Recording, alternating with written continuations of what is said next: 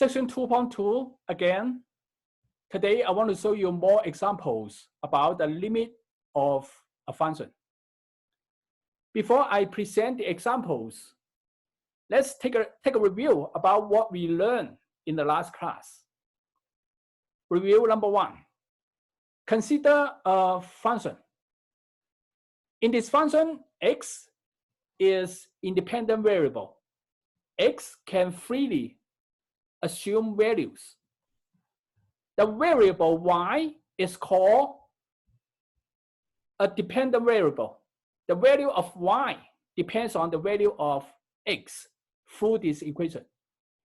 Now, if as x is getting closer and closer to some point A, y is closer and closer to some other number L, then the number L is called the limit of the dependent variable y as x approaches A.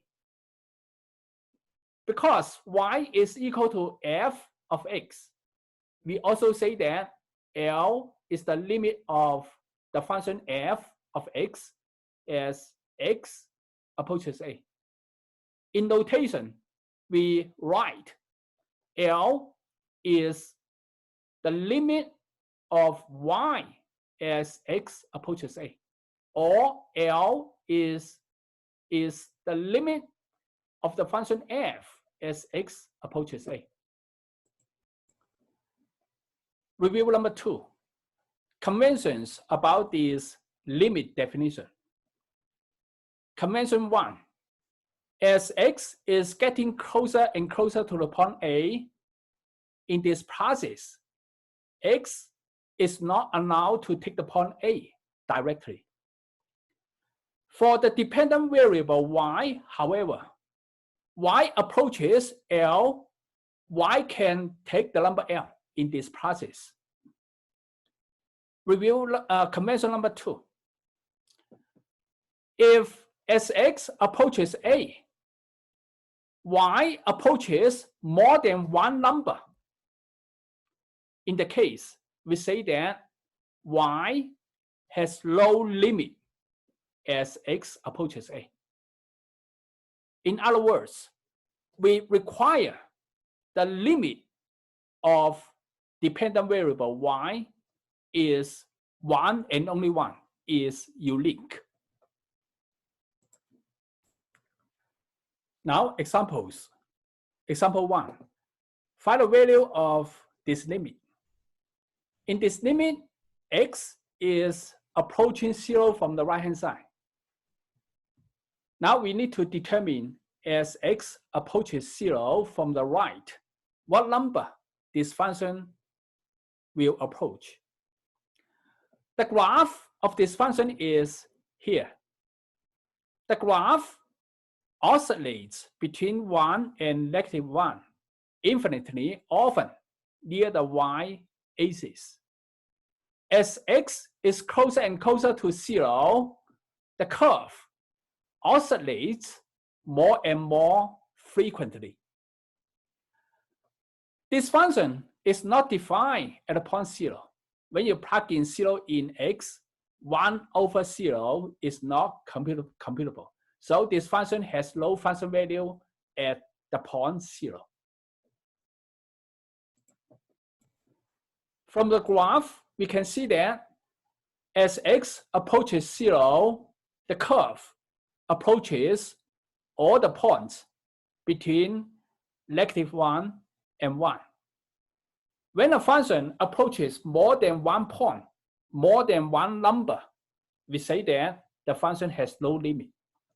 Therefore, this limit doesn't exist. We can also use tables to tell the limit doesn't exist. Here I have made 2 tables. In this table, I let x approaches 0 by taking on these points. Function values at these points all are zeros. For example, when x is 1/2 pi, then 1/x is 2 pi, and sine of 2 pi is 0 by calculator. So when x approaches 0 by taking on these points, function approaches 0. Now in the second table, I let x approaches 0 by taking on these points. Now function value at these points all are 1. All are 1. For example, when x is 1 over 2.5 times pi, 1 over x is 2.5 times pi. And sine of 2.5 times pi is 1 by calculator. So therefore, as x approaches 0 by taking on these points, function approaches 1. So when x approaches 0, function at least approaches 2 different numbers. Therefore, we conclude that this limit doesn't exist. Example 2. The graph of function g is given below. The blue curve is the graph of the function.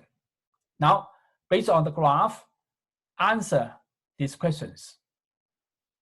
The first question is a left-hand side limit at the point -1. As x approaches -1 from the left-hand side, what number the function will approach? -1 is here. Now, I let x approach -1 from the left-hand side. Then the curve approaches this point. The height of this point is 2. Therefore, this limit is 2. Now, the second limit. Second limit is the right-hand side limit at the point -1. X approaches -1 from the right side. We need to determine what number the function g will approach. -1 is here. Now x approaches it from the right side. Then the curve approaches this open dot. The height of this open dot is 1. Therefore, this limit is 1. Just like the previous examples, we can use tables to find these 2 limits. Here, I have made 2 tables. In this table, I let x approach -1 from the left side by taking on these points. Now, to find function values at these points, I need to go back to the graph of the function. When x is -2, here, x is -2 here.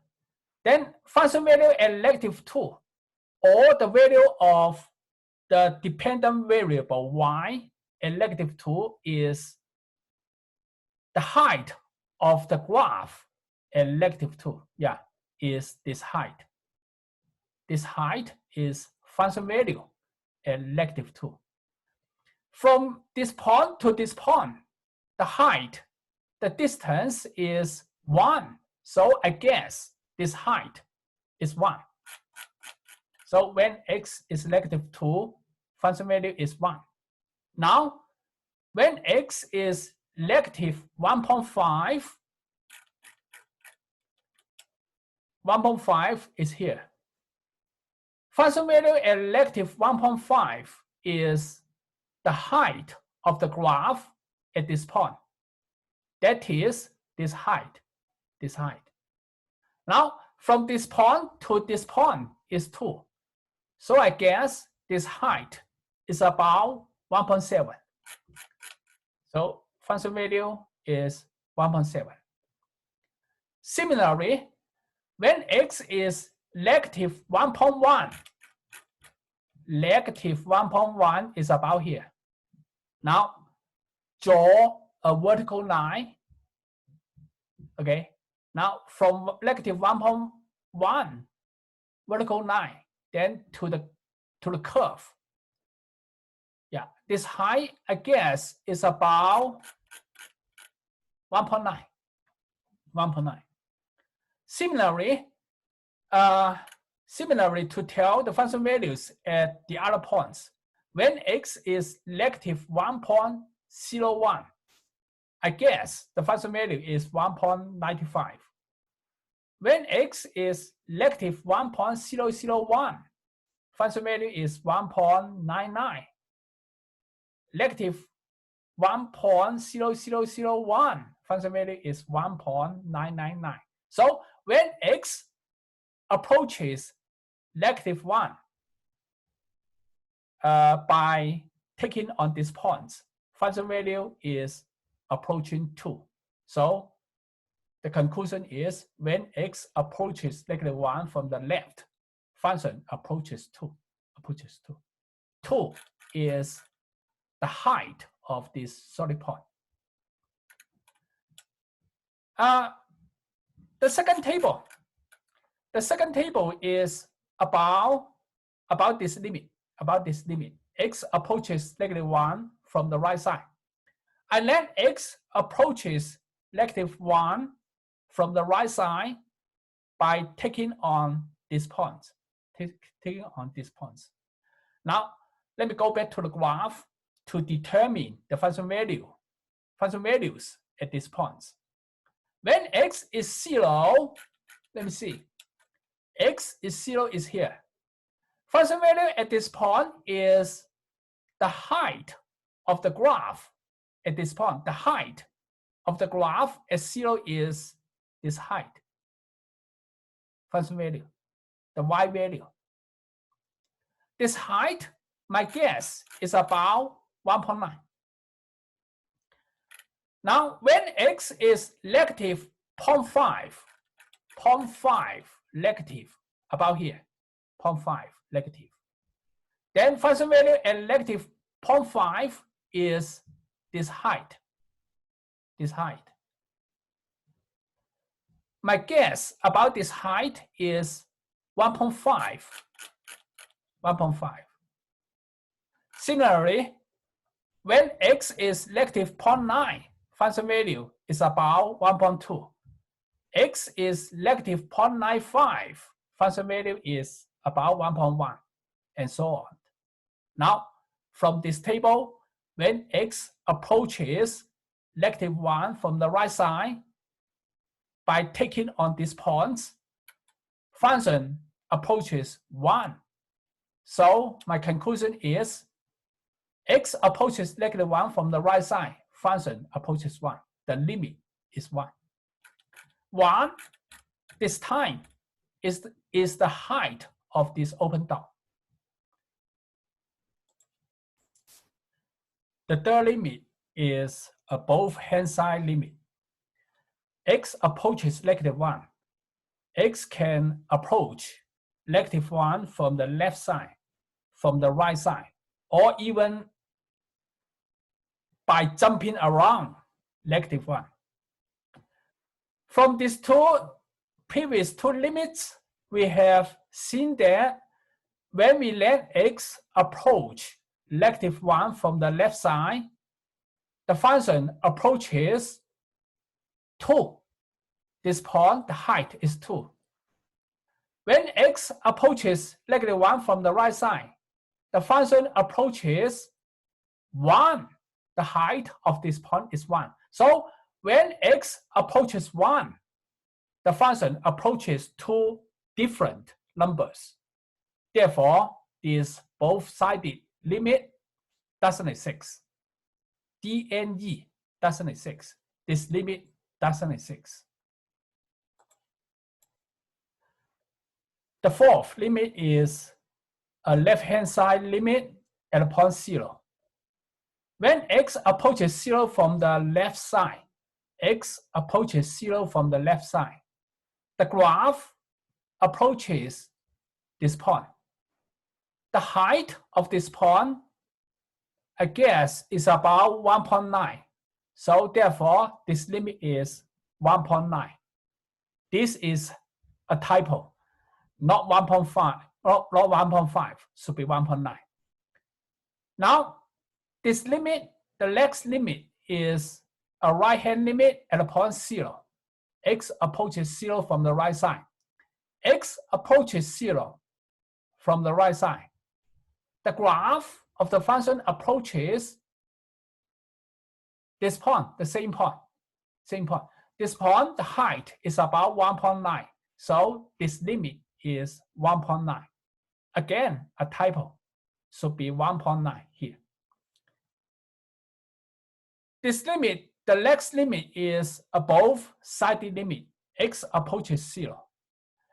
X approaches 0 from the graph. X approaches 0. X approaches 0. No matter how X approaches 0, the graph always approaches this point, 1.9. So the both side limit is 1.9. 1.9. Now, this limit, X approaches 1 from the left side. What number the function will approach? 1 here. X approaches 1 from the left side. The graph of the function approaches this open point, open dot. This open dot, the height is 2. So the limit, this limit is 2. This limit is 2. X approaches 1 from the right side.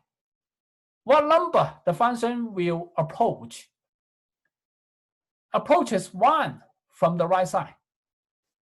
From the right side. The graph approaches the same open dot, open point. This point, the height is 2. So this limit is 2. Now, this limit, both side limit and 1, okay? When X approaches 1, okay, what number the function will approach? X approaches 1. X approaches 1.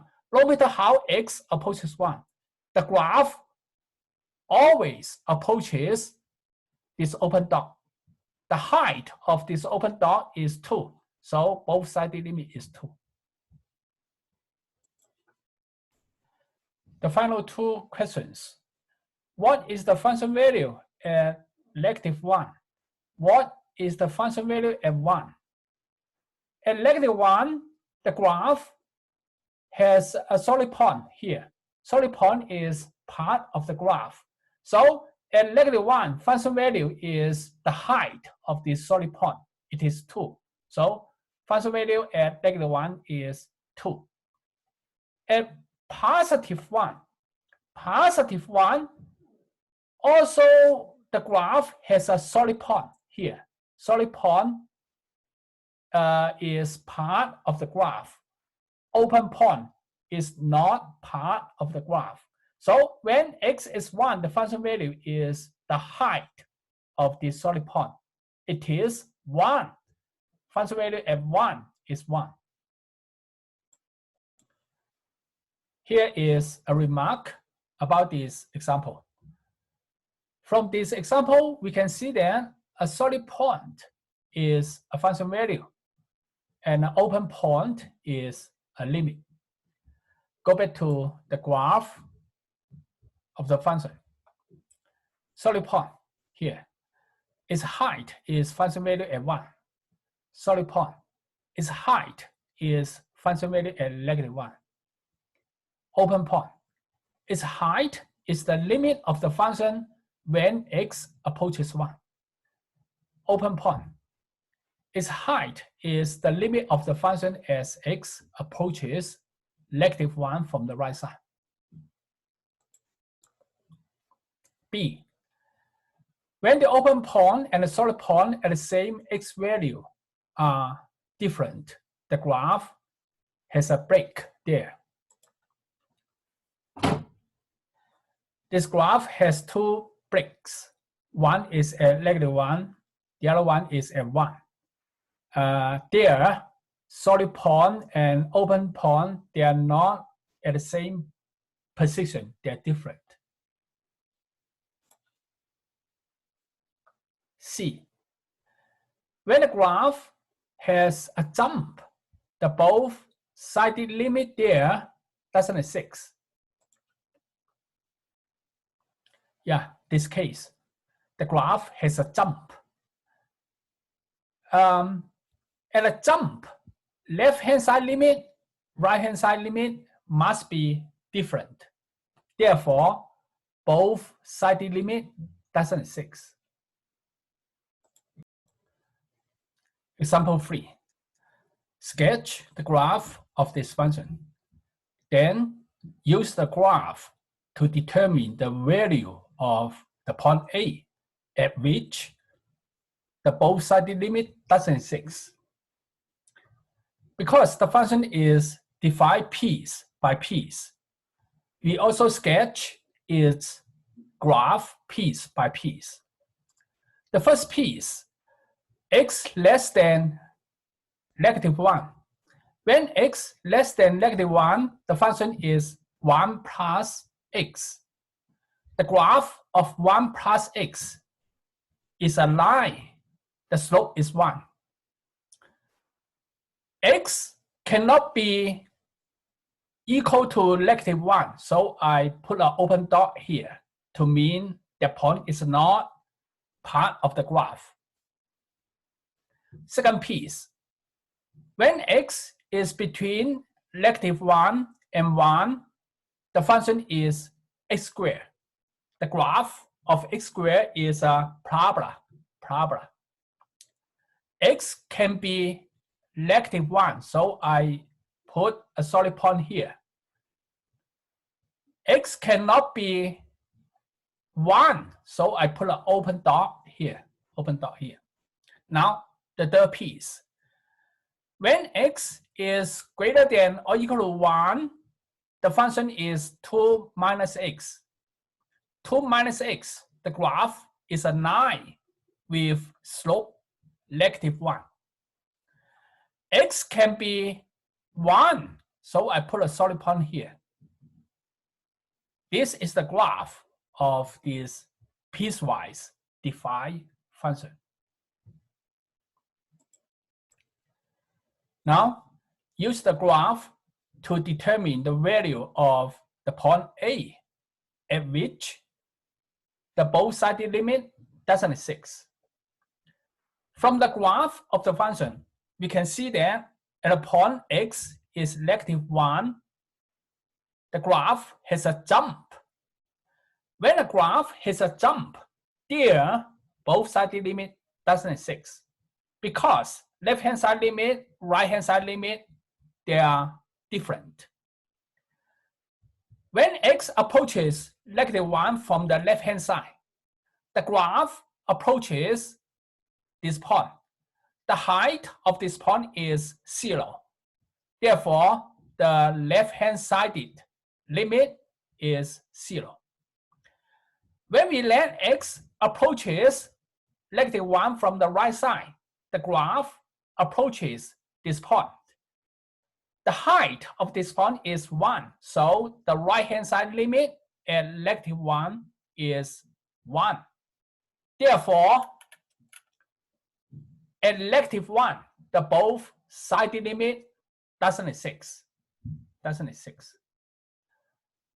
Is there any other value for A? Both sided limit doesn't exist? I don't think so. Only at -1, both sided limit doesn't exist. For example, at +1, when x approaches 1, no matter how x approaches 1, the graph always approaches this point. So at +1, both sided limit exists. For this function, only at -1, both sided limit doesn't exist. So the conclusion is the value of A for which both sided limit doesn't exist is A is -1. Example 4. Find the value of this both sided limit. The function in this limit is psi of x over x. This is the graph of the function. At x is 0, the graph has an open dot because psi of 0 over 0 is not commutable. At 0, the function has no value. Now the question is, as independent variable x approaches 0, what number this function will approach? From the graph, as x approaches 0, the graph approaches this point. The height of this point is 1. Therefore, this limit is equal to 1. We can also use tables to find the limit. Here are two tables. In this table, I let x approaches 0 from the right by taking on these points. From the last column, you can see that as x is getting closer and closer to 0 from the right-hand side, the function value is approaching 1. Therefore, the limit is 1. From this table suggests the right-hand side limit is 1. In the second table, I let x approach 0 from the left-hand side by taking on these points. Again, the function approaches 1. The second table suggests the left-hand side limit is 1. Now, based on these two tables, we conclude that the both side limit is 1.